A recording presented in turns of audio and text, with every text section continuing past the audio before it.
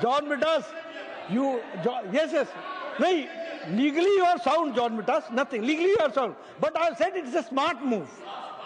Yes, smart move. You wanted something to be told to this house, and you wanted something to be told to the Kerala people. So for that smartness. It's a compliment. It's a compliment. And whatever he spoke in Malayalam, had nothing to do with the bill. Had nothing to do with the bill.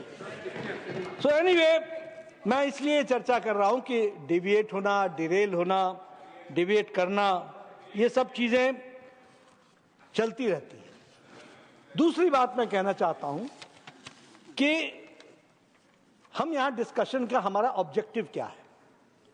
क्या objective party का interest है या objective nation का interest है? हमको दोनों के बीच में तय करना है। मैं अपनी सरकार के बारे में मोदी जी के नेतृत्व में ये डंके की चोट पर कह सकता हूं कि यह बिल नेशन के इंटरेस्ट में है और उसके लिए हम लेकर के आए। यह किसी पार्टी के इंटरेस्ट में नहीं है, यह किसी पार्टी के इंटरेस्ट में नहीं है, यह किसी वोट बैंक को सेटिस्फाई करने के इंटरेस्ट में नहीं है, यह देश के इंटरेस्ट में है। अब ये वक्फ बोर्ड की प्रॉपर्टीज है। रिजू साहब ने बताया कि रेलवेज, डिफेंस, इनके बाद ये आती है। वैसे तो ये अब सबसे बड़ी प्रॉपर्टी इसलिए है क्योंकि डिफेंस और रेल तो भारत सरकार की प्रॉपर्टी है ही है, देश की प्रॉपर्टी है। लेकिन क्या इसका प्रॉपर मैनेजमेंट नहीं होना चाहिए?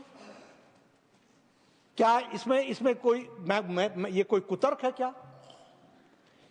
और इसीलिए checks and balances, prevent misuse, property and powers जो इसमें से डिराइव होती हैं, जो 2000 अमेंडमेंट में असीम हो गई, क्या उसमें चेक्स एंड बैलेंसेस नहीं होनी चाहिए? आप बताइए, वो अकाउंटेबल नहीं होने चाहिए क्या? क्या वो जवाबदेह नहीं होने चाहिए क्या? क्या वो भारत की जनता और मुस्लिम बहनों भाइयों के लिए जवाबदेह होने चाहिए कि नहीं होने चाहिए? यह बिल सिर्फ उसको अकाउंटेबल बनाने का प्रयास कर रहा है। इस बात को हमको समझना पड़ेगा। दूसरी बात, आप तय कर लीजिए, मुझे उसमें कुछ कहना नहीं है क्योंकि मैं इस फोरम पर जहां बिल की बातचीत चलती है वहां मैं कोई राजनीति लाऊं, इसकी आवश्यकता नहीं है। लेकिन फिर भी मेरे मन में है, इसलिए मैं कहना चाहता हूं। प्रधानमंत्री मोदी जी ने सबका साथ, सबका विकास, सबका विश्वास, सबका प्रयास, इस मंत्र को लेकर के वो चले हैं और चले नहीं है, इसको उन्होंने पूरा किया है। राधा मोहन जी ने बताया, प्रधानमंत्री गरीब कल्याण अन्न योजना से लेकर के, आवास योजना से लेकर के, शौचालय से लेकर के, कभी नहीं देखा कि ये फॉरवर्ड को मिला, बैकवर्ड को मिला, मुस्लिम को मिला, क्रिश्चियन को मिला, किसको मिला? जरूरतमंद को मिला है और देश की जनता को मिला है। इसकी चिंता की। अब इससे ज्यादा मेन स्ट्रीमिंग क्या हो सकती है? और इसीलिए जब मैं इसकी बात कहता हूं तो मैं ये भी कहना चाहता हूं कि हमें वोट बैंक पॉलिटिक्स के इंटरेस्ट से बाहर निकल करके नेशनल इंटरेस्ट में इन बातों को समझने की आवश्यकता है। अभी मैं यहां यह भी कहना चाहूंगा कि आप तय करें, मुझे उसमें कहने की बात नहीं, हम मेन स्ट्रीमिंग की बात कर रहे हैं। इस देश में कोई भी किसी कलर में ना देखा जाए। मोदी जी के नेतृत्व का सपना भारत का यह है कि सबका विकास हो, सबका प्रयास हो, सबको साथ लेकर के चले। इसीलिए हम लिप सर्विस नहीं करते हैं, हम रियल सर्विस करते हैं। We do the real service.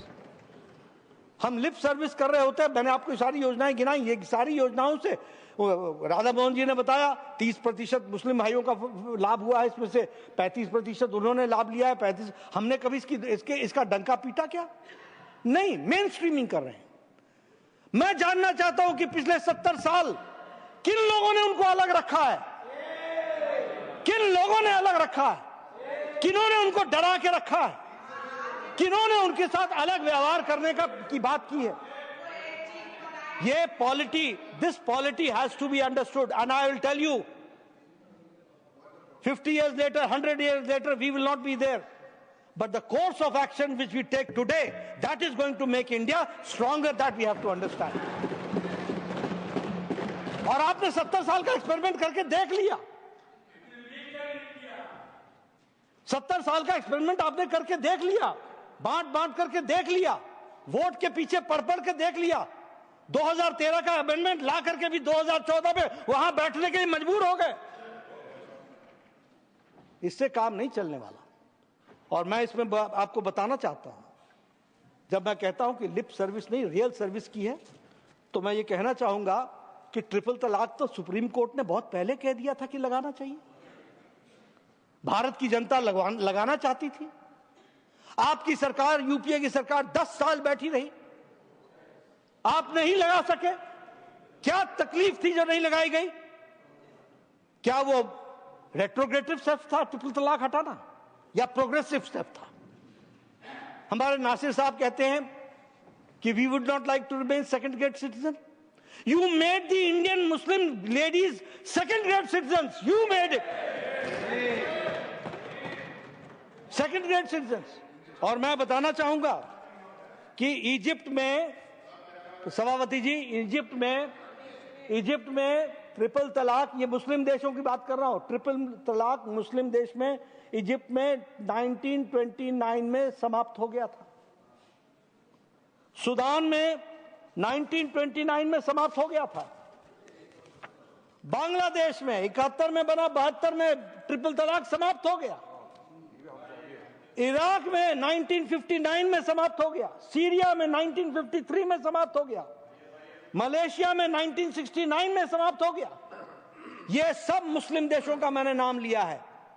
ये भारत देश था जहां हमारी मुस्लिम बहनों को मुख्य धारा में लाने से रोका जा रहा था, और लाने वाले, मेन स्ट्रीमिंग करने वाले नरेंद्र मोदी जी बने, जिन्होंने उनको करके दिया।